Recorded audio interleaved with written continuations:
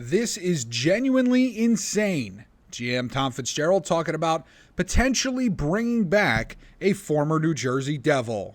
Welcome in, ladies and gentlemen, to Devils Digest. I'm your host, Ryan the Goose Gosiker, here with you, as always, trying to bring you the latest, greatest Devils content. Appreciate you for listening, for watching, however you're consuming this content. We appreciate you at Devils Digest. And before we get into the program, I want you to be a subscriber to the channel.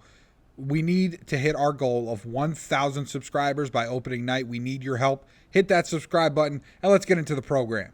Now, today, we're just chatting as the Devils offseason continues to go on. We're on day 50,000 since Tom Fitzgerald said signing Luke Hughes was the number one priority. But as I have mentioned in numerous videos, and I'm sure Aiden has as well, the Devils' problem right now is that Luke Hughes is going to ask for a contract above $7 million. It seems like that's very obvious. That's very clear. Even if it's a bridge deal, it's probably 3 for 7 AAV. The Devils don't have $7 million in cap space. I believe they're at 6.8. So we're still just waiting for the Devils to do something and to figure out what they're going to do and how they're going to continue to upgrade this roster, because let's be honest, it still does need some improving. Now, there was a report and an article written, I should say, more of an article written, about should the Devils consider bringing back Pavel Zacha to New Jersey. And this would be via a trade, okay? So this is not a free agent move. He is under contract with Boston, so this would take the Devils moving some pieces, okay? Looking through the article, it's got, a lot of good information talking about he's got a 10-team no-trade list turned into an 8-team list on July 1. His contract is a $4.75 million cap hit, which means New Jersey would have to get creative in how they, move the money around and make it all actually fiscally work, okay? The other part of this is what the Devils, here's some more information on him. And potentially why the Devils could look to go out and acquire him.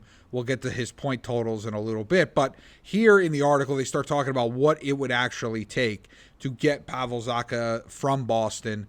The Devils would most likely have to part ways with something like a first-round pick and a B- or C-tier prospect such as Cam Squires.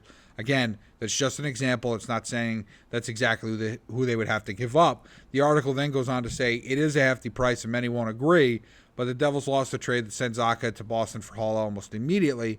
Okay, Dawson Mercer stalling at the NHL level. Shimon Nemec has been hit or miss, and they're talking about Holtz, who's just been a mess. So that's all to say that he's not the first Devil that's gone elsewhere and has found a way, and a top prospect nonetheless.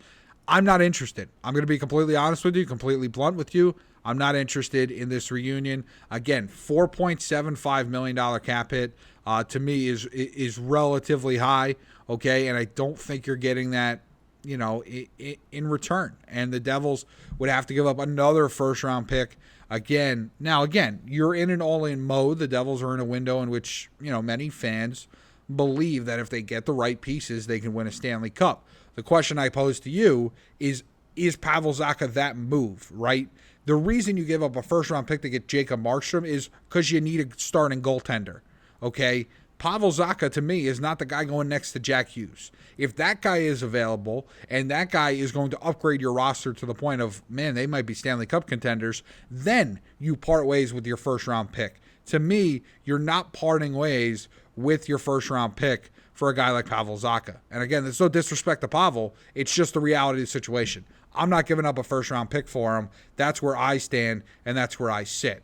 Okay, now looking at his totals and his numbers, throughout the course of his career, it's kind of been, meh. Okay, I know the article references here. He's had some prolific years, 3 of his most prolific years in Boston, going for 57, 59, and 47 points in the last 3 seasons, respectively. Okay, so it's definitely something that the Devils can use, his skill set, obviously, but the question becomes, where does he fit on this roster, and what are the Devils giving up for him? And again, to me, that price tag is just too much. That first-round pick is valuable in the sense of, I'm not trading it for Pavel Zacha. I'm trading it for somebody bigger than that, and I think the Devils need to hold on to it. And again, I don't know what the Devils are doing. I don't know what Tom Fitzgerald's doing. He's kind of sitting on his hands, this, that, and the other thing, but I don't see him, if he's sitting on his hands for a lot of the other stuff that we've been hearing and the rumors and some of the other players we've heard are available and that the Devils have been linked to, I can't imagine he'd pull the trigger on something like this. So, again, I don't see this as a good fit for New Jersey. I don't see this as a good fit for the Devils in 2025, 2026. So, Devils need to continue searching for ways to upgrade this roster. But again, number one is they need to move salary cap in order to make room not only for somebody else, but to sign Luke Hughes. I can't imagine a deal being 3 by 5.5. You know what I mean? And again, we can argue all day, and we can do it in the comment section if you want about, is Luke worth $7 million or whatever. That seems to be the floor of what he's going to get. And if that's what he gets, the Devils don't have that right now, which means there has to be a corresponding move. And the question is, what is that move? And then what is left from that move? Obviously, that'll give them the salary cap to sign Luke minus what Luke's going to make and go from there. And then potentially have money to upgrade the roster elsewhere. But I don't know. I don't know what Tom Fitzgerald's doing this offseason. I'm kind of lost. Feels lost. I mean, you guys, I say my background's different, so maybe I am lost. No, I'm just in a different office today. But it's frustrating to watch what's going on with New Jersey right now. I know, again, I'm not expecting them to go trade for Connor McDavid, right? That's not realistic at all, okay?